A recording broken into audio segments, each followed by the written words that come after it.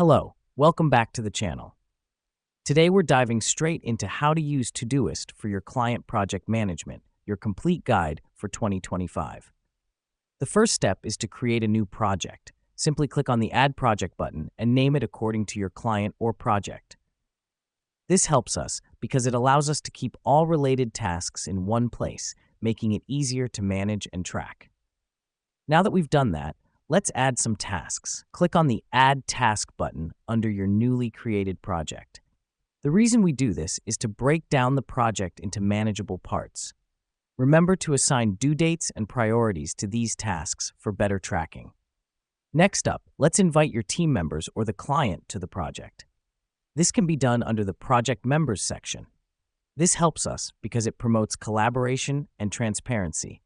Everyone involved can see the progress and updates in real time. At this point, you might be wondering what happens if you have a lot of tasks and it starts to get overwhelming.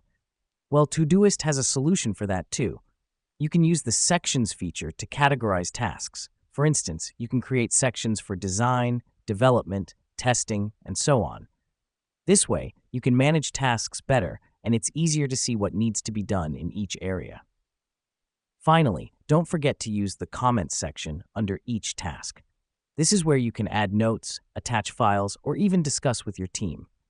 Let me explain why this matters. It keeps all related discussions and files in one place, reducing the need for endless email threads and the risk of losing important information.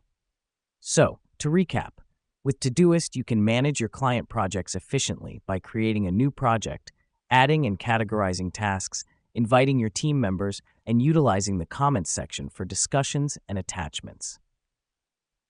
And that's it for today's tutorial. Who knew client project management could be so streamlined? Remember, the key is to keep everything organized and in one place. Thanks for tuning in, and we'll see you in the next one.